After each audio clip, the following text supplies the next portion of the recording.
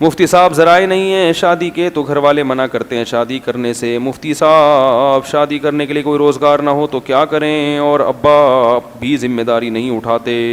ایک صاحب میرے پاس آئے, کہنے لگے, وہ آپ ناراض نہیں ہونا بھائی جو ان کا واقعہ ہے, وہ ان کو کسی کو کیا پتہ چلے کس کا واقعہ ہے یہ. وہ کہنے لگے یار وہ مفتی صاحب یہ بندہ جو ہے نا یہ گھر سے باہر نکلنا چاہتا ہے. میں نے کہا کیوں؟ کہہ رہا ہے اس کی سمجھ میں ابا نہیں آ رہے, اس کی سمجھ میں ابا نہیں آ رہے. تو میں نے آج ان سے پوچھا ابا آ گئے؟ انہوں نے کہا ابا نے ان کو ایک انجیکشن لگایا جس کی وجہ سے اب ان کو ابا سمجھ میں آنا شروع ہو گئے. تو میں نے کہا عجیب دور ہو گیا کہ یار پہلے تو باپ کہتا تھا کہ میری سمجھ میں بچہ, مجھے بیٹا سمجھ میں نہیں آ رہا. اب بچوں کو, یہ قیامت کی علامت ہے یا نہیں, بچوں کو ابا سمجھ میں نہیں آ رہے. یعنی بچے چاہ رہے ہیں ابا کس کے حساب سے چلیں, ہمارے حساب سے چلیں. تو بھائی شادی سے منع کرتے ہیں, آپ کر لیں. باقی وسائل نہیں ہے تو آپ کو کوئی رشتہ ہی نہیں دے گا تو کیسے کریں گے؟ اگر رشتہ مل رہا ہے تو آپ کریں, رشتہ نہیں مل رہا تو بھائی شادی صرف آپ کے کہنے سے نہیں ہو جاتی. لڑکی والے وسائل دیکھتے ہیں اور ان کا حق بھی بنتا ہے کہ وہ وسائل دیکھیں. تو ہم آپ کو ترغیب دیتے ہیں آپ ٹرائی کرتے رہیں, لڑکی والوں کو ترغیب دیتے ہیں کہ آپ جلد بازی نہ کریں, بندے کو دیکھ کے دیں. تو دونوں اپنا کام اور اپنی ذمہ داری پوری کریں. سمجھ رہے ہیں؟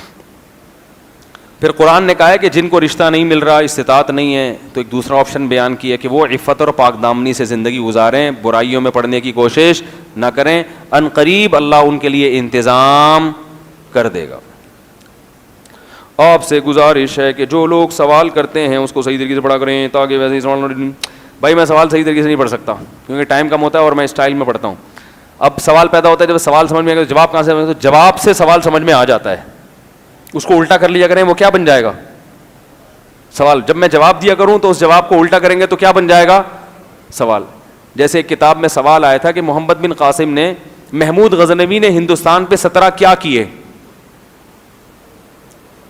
اور دوسرا سوال یہ تھا کہ محمود غزنوی نے ہندوستان پہ کتنے حملے کیے. آپ کی سمجھ میں نہیں آ رہا تو وہاں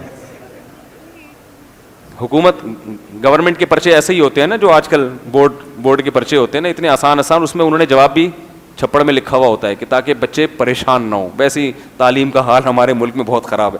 تو ایک نے مزاحیہ وہ بتایا کہ حکومت سندھ نے سوال کیا لکھا, ایسی مزاحیہ چچی مچی میں نہیں لکھا, لیکن اس نے یہ ایک نقشہ کھینچا ہے کہ ایسے ہی ہوتے ہیں سوالات, اتنے آسان کر کے بناتے ہیں کہ بچے کیا ہو جائیں, پاس ہو جائیں. جس نے محنت نہیں بھی کی ہو تو رزلٹ تو آئے نا کچھ.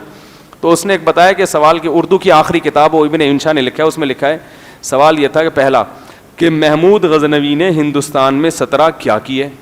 دوسرا سوال محمود غزنوی نے ہندوستان میں کتنے حملے کیے.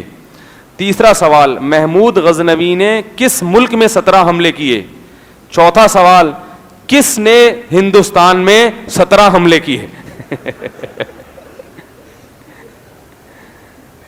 کیا خیال ہے؟ تو ہم بھی جواب تمیز سے پڑھ لیتے ہیں تاکہ آپ اس میں سے سوال گھر جا کے آرام سے نکال سکیں. وقت تھوڑا ہوتا ہے نا, اس لیے اپنی پرچیوں کے پورے انبار لگے ہوئے ہوتے ہیں.